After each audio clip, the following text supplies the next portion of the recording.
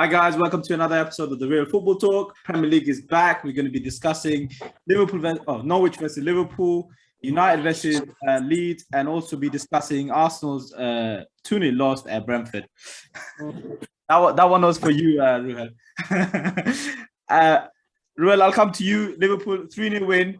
Great start to the season. What did you make? Good start, good win.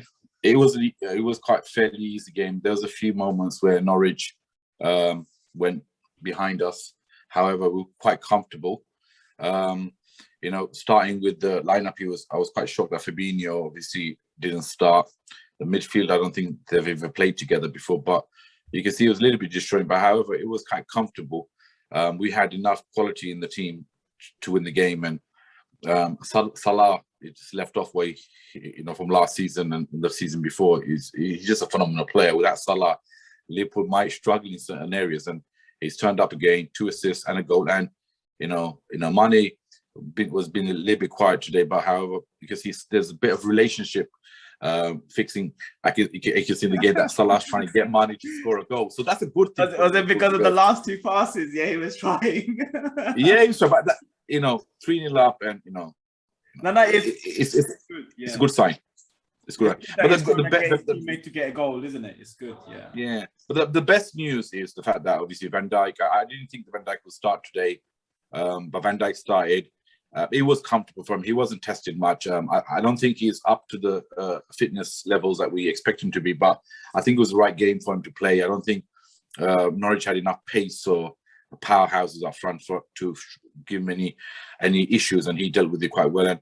And it was a comfortable game at the end. A 3-0 win. We should have fixed. Maybe Salah last season would not have tried passing that ball. He might have scored the 4th goal. But yeah, 3-0 win. I'll take that all day long. Lost out on Fantasy League point because of that. Yeah. Adi, what did you make of Norwich? Because they did create some good opportunities, but it just seems like again that final ball or the final third is causing the problem. Yeah, I thought Norwich played well up until the second goal. I think the second goal completely knocked the stuffing out of the fight out of them, and you can understand why, because when you concede, both goals had a bit of fortune about it, in the sense that the way it's come to the to the striker. For the first one, the way it came to Jota was, unintentional. And then the second one, obviously, the rebound went straight to Salah. So, both. So I think when you concede goals like that, and you're already under the cosh against a good team who's pressing and, really disturbing your natural style of play, which is to play out, it can take the fight out of you. But I still think I've seen enough in Norwich to think they're a bit more compact than last year.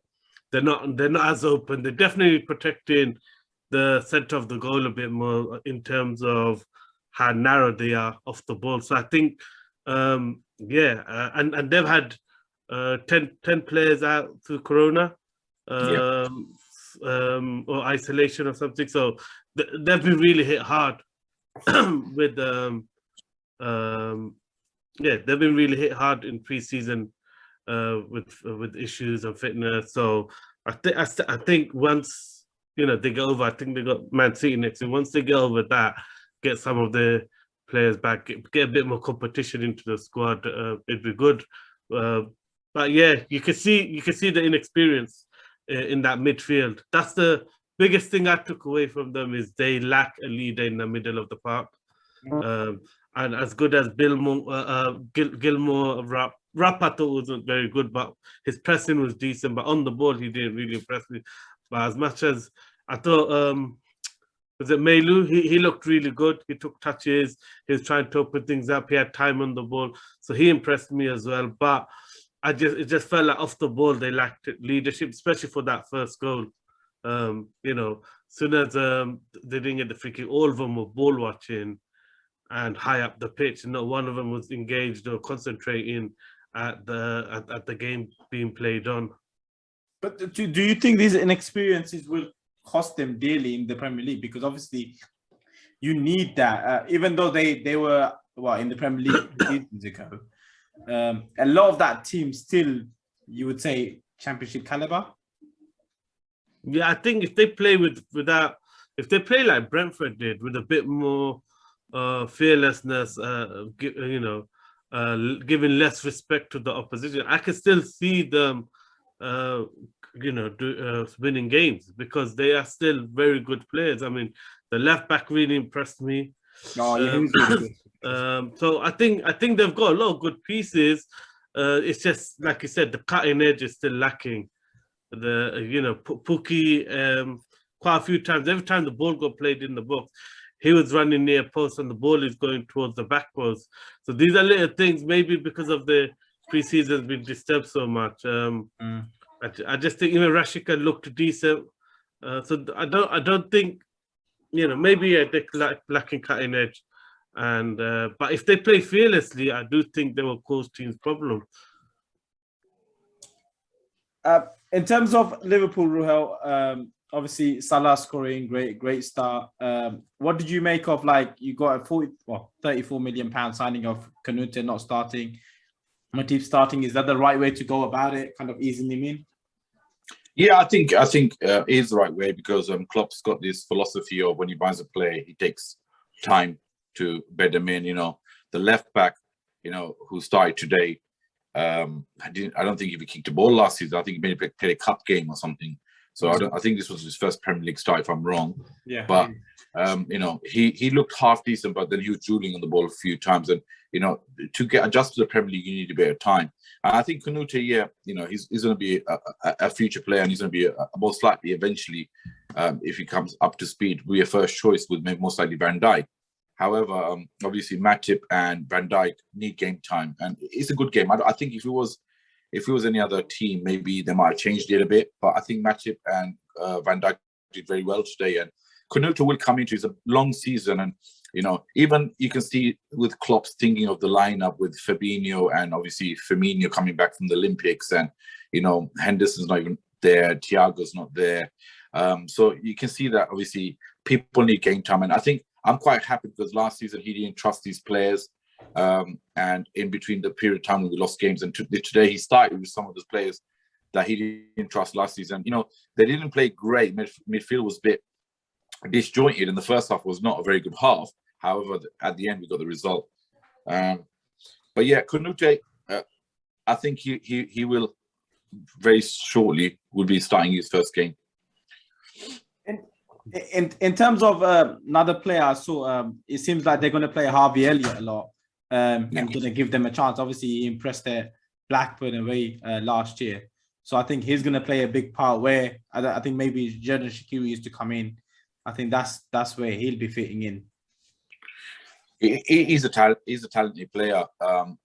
He's seen the obviously I don't watch the Championship as much, but what I've seen of him in the Championship, he did quite well for Blackburn. And what I saw him in pre-season, I was quite shocked he didn't start today because he actually started the majority of the pre-season games and he looked very good. But obviously, Klopp's taking him out of the limelight, bed him in. I think he's got a bright future. And we've got Jones, he's got a bright future, slow. So I think it's looking good. And I think maybe Gigi Wijnaldum going, it might give the opportunity maybe for people like Elliott to come in and play some football instead of sending them out alone, because he's got the ability to actually play. And I'm quite glad that he came on today. But I think in the future, I think Elliott is a name that you guys need to watch out for, because I think he's going to be a star, I personally think, because he's got attributes. It depends if he gets a run of games for him to do that. Sorry. Well, I was going to say, what was interesting was how defensive Naby Keita and Oxlade played today. They were always covering like Henderson and Wijnaldum used to. They were covering the fullbacks, and that's why Tsimikas and Trent were literally wingers the whole game, because how much Keita and Oxlade sat back. So I think it's the right approach for an away game. And I think the interesting thing about the Elliott situation is they're playing him as an attacking midfielder and not a front three. And I think they're going to pick their moments when they're going to play, when they want to probably, I think, some home games against the weaker teams where it's harder to open them up. And I mean, the biggest criticism most Liverpool fans have about Liverpool is the over-reliance on Mane and Salah, and not enough goals being chipped in from midfield. So I think Harvey Elliott could be a potential solution to that in terms of getting some goals. I think, but again, yeah, they're going to carefully select their games. I think it's definitely the right thing not to start him against Norwich. Just go with experience, go with the more defensive mindset. It's away from home, quieten the crowd down and get the result. And it's at the end a thoroughly professional performance. It was a perfect. That's what I was going to say. And I mean, Oxlade looked really good throughout the preseason. I was surprised with his performance, maybe because he was an away game and he was instructed to kind of cover, like you said, a bit more. That's why we didn't see much of him, because I thought he'd be driving that ball in more through the center. I think that I was assuming that was going to be his role, but I didn't see much of him on the ball, really. Yeah, I think that midfield's taking a bit more responsibility after last season. And again, another good sign in it that the players are tactically changing the way they play, and they're all stepping up in the absence of Wijnaldum and Henderson, which didn't happen last year. And obviously Fabinho wasn't there. So this last season, would have been a loss or a draw, because, whenever that midfield wasn't right, they struggled. It's probably a good time, for it to happen against Norwich, but, still you have to get the result. Yeah, you do. Let's move on to United, Adil. 5-1, great victory against Leeds. What did you make of that? I mean, I thought it was a perfect game for United, really, because we know teams that don't sit back, United are good at playing those fast attacking moves, the quick combinations. It suits, Fernandes, it suits Greenwood, and it suits Pogba. So yeah, Leeds kind of again played into United's hand, and they could have been behind well before the first goal. Actually, I mean, Pogba missed the sitter. Clean one. There's quite a few chances, but yeah, I was really impressed with how sharp they looked, considering the disjointed preseason they had, and quite a lot of players were literally starting their first game, like proper game today. Shaw started out of nowhere. There's I think Lindelof just started one just before the game. So there's a lot of players that had not even a full game of preseason. So that was very surprising how sharp they looked. I think definitely Leeds played into United's hand in being so open and kind of going, gunning for United. They kind of worked in our favour, but definitely the pressing looked good. The combination play looked good, and I think everyone's going to talk about Pogba's assists and Bruno's hat trick, but I thought Mason Greenwood was immense today. I mean, his movement was the biggest difference, because he kept coming, dropping in, and then sometimes spinning off, sometimes turning and driving at him. So what happened was the Leeds defenders kept following him. And then obviously the intelligence of Bruno, which to go to the blind side of Koch and then make a run in behind every time. And these are set moves they've obviously been practicing. But it was good to see how they're understanding a bit more how to create the space and how to other players to fill it. And I thought Greenwood done it really good. He created the space for other players really well today. So for me, he was the most impressive thing to watch, his development as a centre forward. And obviously that finish for the second goal, I think that took the stuffing out of Leeds. But what finish though is that cross, isn't it, Adil? It's that cross. Yeah. It's just beautiful. I mean, you must have loved it as a striker, Ruhel. Look, the passing from Pogba. This is what Pogba's about, isn't it? So I know Adil's talking about Greenwood, and Greenwood looked really sharp. He looked, on the ball today. But Pogba, this is what you get from Pogba. He could dominate games every week if he wants to. I don't know what, sometimes his mindset's out of the way. But he looks fit. I think he's most likely most injury-free, because today where he played, and even in the Euros, he's bringing the form from Euros into Manchester United. He's a difference. When you play, a player stands out like that, it's going to win you a game. the 4 assists it's not like, and he could have had a goal. You know, he missed an open chance, but those assists, that ball to Greenwood, where Greenwood took it on and he laced it across the goal. That's a very good finish. And then you got the Pogba ball to Bruno around the corner, where Bruno cut in on his left foot and shimmied it, the defender. And took the goals were great.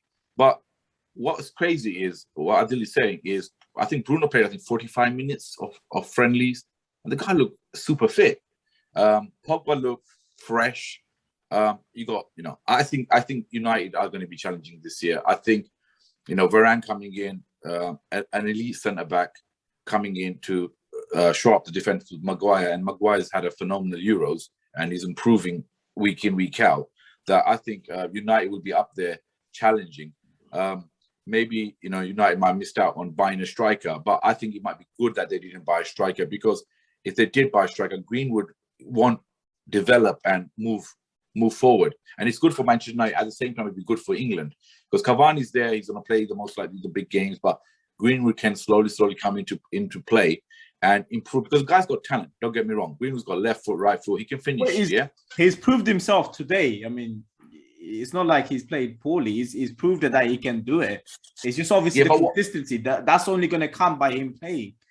Yeah, but what needs to be done with Greenwood is, you know, he's played today, he scored. Next week, if he starts again, he scores. And if he does have a poor game, don't drop him. Give him another game. Then if you think that it's getting too much, drop him at the... You know, Alex Ferguson was the key of doing this. He dropped players, you know, to take a rest for a couple of games and then come back. And then he developed them. Because what happened, that the media, the tabloids, there's so much pressure. They expect miracles. You know, they expect, you know, people to score 50 goals now. This is how the Premier League is going now. You know, strikers should score 30 goals. But realistically, a good striker, if he scores you 20 plus goals a season, that's fantastic return. You know, Ronaldo and Messi, these are different calibers of players. They're going in the 30s and 40s. You can't compare that. If you look at Premier League history, right, apart from Shearer, Henry, and Andy Cole and Robbie Fowler, these guys who hit 30s when there was more league games, a good striker, if he scores more than 20 to 25 goals with a good defense, wins the league.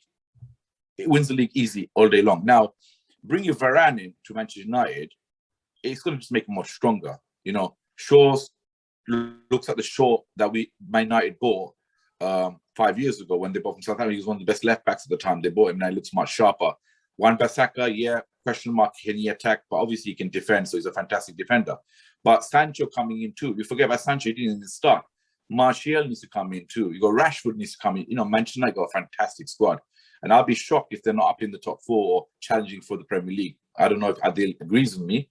But the only person that I can see not doing that and making sure that they don't challenge will be Oli. If Oli's on it and lets people play. No, I was going to come to that because that's why Adil's laughing, you see. Yeah. Right. I haven't seen it. But if Oli, if it goes well, when it goes well, like an open team like that, Manchester United going to blow you apart. Scored 5 today, could have scored more, right? When it comes to team, when it's tactically needs to maybe play your way through, or maybe get a 1-0 win, or scrape a win, or bully a team to win a game. This is where managers come into play. Now, is Oli got the mentality to win you the Premier League? We don't know. You know, he's improved Manchester United last season from the season before. So at the same time, you have to give him that opportunity. But personally, do I think Oli's going to win the league? I don't think he's got the caliber of winning the league, but has he got the players to win the league? Well, yeah, do you think he can? Adil, do you think Oli's got what it takes to, take this team to the next level? He's got the players. Yeah, I think for Oli to win titles, I think he needs to still get a few more leaders and players who have won. So, one thing, so Varane is obviously going to make a difference. Maybe if they get another player, with that similar profile of being a serial winner and a leader, a bit more vocal, maybe in the midfield, that might push him on a bit more. But, do I think Ole Gunnar Solskjaer has the X factor to turn a team into a winning mentality team? No, I don't. But the manager don't have to do it. They can do clever recruitment and sign the players that can do it. There's only a few managers who have the talent to psychologically turn a team that doesn't know how to win into winning, So, yeah, United, hopefully with with the right recruitment, they can do it. You know, and first game week of the season, let's stay optimistic. Just trying to get your opinion, Adil. This is what's No. about, no? Yeah, I mean, I don't think Yeah. Oli can do it unless he gets a couple more leaders and winners into the team. He can do it, but it won't be through him teaching the players how to be winners, because he's not got that edge about him. You know, and he's too and you know, too much when it comes to the making the tough decisions. We've seen it in the last few seasons.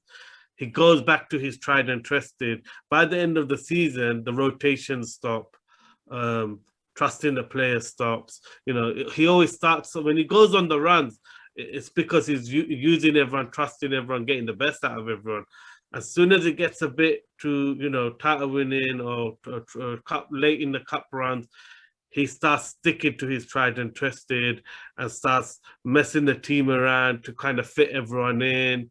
And, you know, and that's why we end up not winning trophies or cup finals. So, because players aren't on edge anymore, they know their fixture in the team. So at the moment, he still has to prove that he's got that cutting edge to keep the players, you know, on their toes when it comes to actually winning things. But definitely for the moment, he'll get them there. He'll get them to the point where, you know, they'll be challenging. Maybe needs another one or two ruthless leaders on the pitch to ensure that they keep their focus and that consistency. But yeah, I agree with Real Bike that it's gonna be a real close battle this year. I don't think Man City, even if they get care, I don't think they're gonna run away with it. They don't look defensively solid to me, and you know, obviously Chelsea just look very much stronger. They've got so much self-belief now. Liverpool are coming back with a lot to prove, and United have improved, you know, with quality additions. So definitely those four, you know, I'd be surprised if any one of them isn't in the mix still going into February, March. Normally that's when some of them start falling away. But I think up until February, I'd be surprised if all four are still quite close together. I think it's building up to be a much closer, or the way the teams, it seems like they're building up. It seems like that, isn't it? I do like the recruitment from every aspect and angle, because you got Chelsea with Lukaku signing potentially. I mean, it hasn't worked out for them before, but Lukaku just looks like a different animal, and he's got something to prove in the Premier League, doesn't he? Well, those four teams have quite a strong squad as well. So you can see, even if they have one or two injuries, you can see they got enough options just to keep going, which is normally what the difference is. I mean, last season Liverpool fell away because of injuries. They didn't have the squad depth, even though they haven't signed as many players. A lot of it was self-inflicted because Klopp didn't trust the players, and now it looks like he's playing players and trusting them. Maybe people realize they have got a stronger squad than everyone thinks. They're not, you know, the signings aren't needed as much as maybe, you know, a lot of the fans are calling for. Should we move on to the favorite subject of the day? The one you've both been waiting for. Brentford winning against Arsenal. Real, what did you make of it? 2-0. What do you mean? What I make with it? What do you think? Right. If I knew anyone's going to lose an opening game of the season, it was going to be Arsenal. That game was, before even Arsenal kicked the ball, I knew they were going to lose the game. If you watched them in pre-season and coming to the start of the season, they were in shambles. I'm sorry, but I don't know what's happened to Arsenal. It's sad, but at the same time, it makes me happy. It's sad that a club like that is going totally opposite direction. Some of the recruitment, some of the stuff they're doing behind the scenes is unbelievable. If Arsenal be clever, they're going to be fighting relegation if they carry on the way they're going. Because people like as they're having these people, they're not going to stay. Even if they're not performing, they're not going to stay. But the crazy thing, there is no identity to Arsenal. Brentford had an identity. They came yesterday with a game plan. They had heart, they had passion, and they played football. And they won realistically, comfortably against an Arsenal team. Yes, you've had a few injuries, but realistically, you're still Arsenal. Well, there should be more of the news coming out, it's not actually, even though he said Aubameyang and Lacazette are ill, they're not actually ill. Apparently, they've had a conversation before that, and then they've had a fallout because in training, Aubameyang and Lacazette's attitude wasn't good, so he's obviously dropped. No. Is this a coincidence that I think Arteta doesn't know how to do man management? I think he's a clown. Personally, I'm sorry, but I think he's a guy who he was under Pep's wing and pretending to do things. I think he's just a fraud. The guy can't even manage people. Why is he falling out with every player that he has in the club? You know, Celebi's gone, Ganduzi's gone. You know, all these players are just disappearing because he's falling out with them. Now, if it carries on like that, I don't see Arsenal winning in the next 10 games. I don't even see them getting 9 points. In the next 5-6 games, I can see Arteta getting sacked because it's that dire. If you watch all the Premier League teams this weekend, Arsenal is one of the worst performances out there. We know what about leagues. We know leagues that play open football. They don't care. They go to Old Trafford. That's how they are. They're brave. So they're going to win majority of games and they get smashed majority of games. There's no identity to Arsenal. It's scary. Hassan, as you're an Arsenal fan, I wouldn't say there isn't an identity. I think there is something that he wants to do, but you say there's no identity. Tell me, what are they trying to do? You tell me. You right? Can see his football is structured. It's not really anything special. It's the same way he's been doing it from the last year. It's not working. But I know it's not working. That's why we lost, isn't it? Yeah. What I'm saying to you, what I'm trying to do, a tactical manager who's been guided by Pep Guardiola must know 10,000 formations, right? He doesn't tactically change anything in a game. He doesn't do it. It baffles me because, you know, I've got loads of friends who are Arsenal fans. Proper hurt. They're watching this Arsenal team, and this Arsenal team are one of the biggest teams in the Premier League, but at the moment they're not. I wouldn't say we're a big team. Yeah, no, but in history, you are a big team, but realistically, in terms of the league, you are a bottom half team or mid-table team. And the fact of the matter is, the investment in Arsenal has been that poor. That's where the key is. Well, the biggest problem, you said that it's not even that it's Arsenal penny pinching for players or trying to look for cheaper alternatives to play instead of going out and buying players that they want and actually need.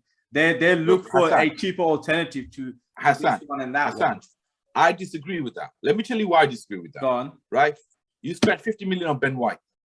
You spent 45 or 50 million on what do you call Partey? Yeah? Mm-hmm. Right. You have paid for big players. You've signed William on a free, but you gave him wages worth up to 20 million. Right? You signed David Luiz, you're giving wages that's crap. You telling me that, for example, you bought Ben White, you telling me you wouldn't go Vestergaard? You couldn't, if you went for Vestergaard for 15 million, that wouldn't improve your team, right? You telling me Partey there's not other players. You telling me your scouting network can't find you players who are going to be playing for that shirt. People are coming to Arsenal. You're taking it the wrong way to what I've actually said. Yeah, but what I'm trying to say to you, the recruitment is that bad. The recruitment is that's so bad is that players are coming actually to Arsenal for a pay. They come to take money. I think the argument about Arsenal not spending money is false because they have been spending money, like you said, on wages and on transfers. I'm more worried about the players they're actually identifying. When you hear how crazy and how many bids they're putting in for Aaron Ramsdale, and it's like, what the heck are you, like? Did they watch Premiership last season? How many goals was his fault? I mean, how poor he was. I don't know what I think he hit a bit of form in the last 3 or 4 games, and that got him into the England squad. But what is going on with the scouting when they're that desperate for thinking? And then you look at they're going for Maddison for big money, and don't get me wrong, Maddison is a quality player, but he lost his place in the Leicester team, you know, towards the back end of the season. He hasn't looked great in pre-season this year so far. Hasn't started. Yesterday he didn't look great at the start season. So I don't know. I just think they are spending money, and they're spending on the wrong players. They're identifying the wrong players.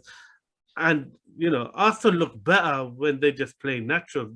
When they're trying to play this structured approach, you can't really see them creating chances. As soon as they pick up the tempo and play the old Wenger style movement, dribbling, committing players, and less of this, positional play passing, they look a threat. When they start running at teams and getting overlaps around those runners, which is the traditional Wenger transitional combination play, they look really good. I mean, but they don't play like that. And I don't trust their scouting. I don't think Arteta quite knows what players he wants. He's trying to be this winning mentality, strict manager, but it's not going to work with a young squad you haven't got leaders. I mean, yesterday, everything that showed was there was no leaders. And you've gone back to giving the captaincy to Xhaka, but Xhaka is a player who's always interested in, even though he does put himself about, you always feel like he's more interested in getting on the ball and attacking and creating something than he is on organizing the team. But I mean, even though he has done it, I don't think he can do it all season. I think I spoke to you. I think even last year. And I predicted this. I said, I mean, if we start with players like Chambers as first choice right back, and you got Murray, then you're just asking for it. I thought Chambers was poor yesterday, but the most worrying thing was you got two right backs sitting on the bench. You don't bring them on. You play Chambers, who's a centre back by trade, a right back. Then you bring on a left back and right back. What's the point of having those two right backs? Sell them then. Do something. Yeah, that's crazy. It's just bizarre, stupid. And then you're telling me Aubameyang and Lacazette, you're having a fallout and stuff just after the Premier League season starts. Now, what is going on? I can't see how you're gonna earn the respect of Suarez and Bellerin when you actually play Tavares as a left-footed right back. Thank you. I think it's obvious that he's looking to do a clear out. Maybe he's even willing to, lose Suarez and Bellerin. And obviously they're trying to get rid of Willian. Looks like Lacazette's on the market. There's rumors about Aubameyang.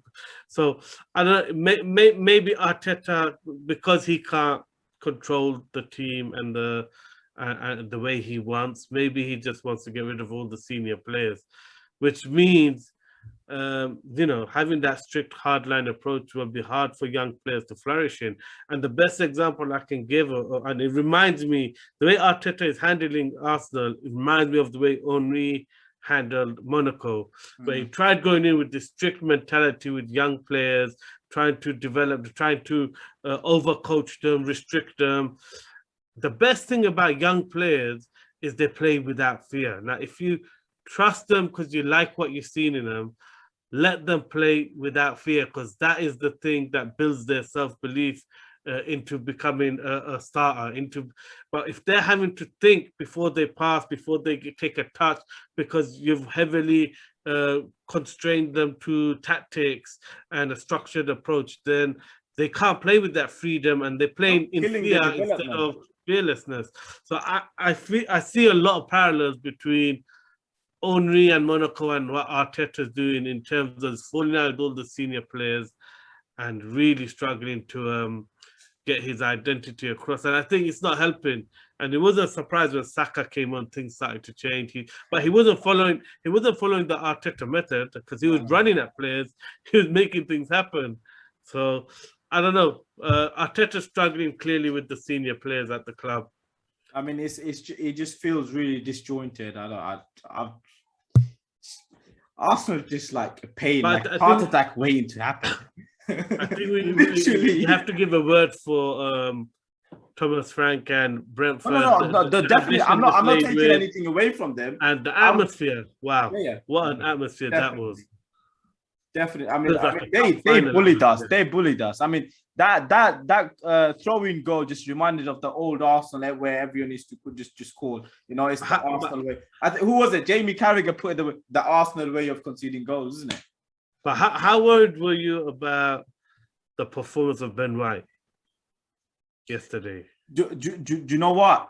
I wasn't happy with the whole back line, not just Ben White, because I spoke to you on text because they just looked all over the place, like they're getting dragged left, right, center to everywhere, and it was just worrying about there's no one there organizing or guiding to know what they're doing. But that's my point. You've paid 50 million for a player. You'd expect him to take on that mantle straight away. But I don't think he's that sort of player. He's played quite a few of the preseason games. It's not like he's coming just in the last week. He's been there at least a couple of weeks, and he's played at least 2 to 3 games of preseason to embed himself and organize. And then you played 2 defensive midfielders. Even in preseason, they looked all over the place. Yeah, I mean, that's when I got really worried. You saw the game against Tottenham and Chelsea. Yeah, I mean, I saw the game against Spurs. I was shocked because the thing is, you'd think, looking at the media and what's going on and the mayhem that Spurs have had, I actually watched that game and I was shocked that Spurs looked more organized, more knowing what they're trying to do. I thought they're the better team for most Spurs. I mean, I know Arsenal had a spell where they kind of dominate, but for me, Spurs were the better team. And I'm thinking, look at the summer they've had. Look at the turmoil they've still got going on in the club. But still, there's some semblance of leadership there. It's the manager, isn't it? It's not going out of control. And then you got Arteta, who's this big, everyone's just rating and raving about him. And yeah, I have to say, I'm starting to agree with Famic in his assertion that Arteta needs to go. Me too. I still say give him 10 games, but yeah, that's the optimistic. If you start like this, I just think and you're falling out with your senior players, then it's clearly management an issue. It looks like a bad. And he has been given time, and he has been given back in, and he has made too many mistakes with the signings that he's got. He's brought David Lewis in, got rid of him. Got Willian in, wants to get rid of him. There's too many mistakes being made. And Martinelli was non-existent yesterday. I mean, a guy I know you rate a lot. Even in the Olympics, didn't even get to play hard. You just looks like some of these players are just losing confidence and not stepping up now. It's down to the management fault. But I mean, we need to wrap it up. Thank you, Adi, for coming. I think we lost Ruel. Thank you everyone for watching. Please make sure you like, share, subscribe, and see you soon.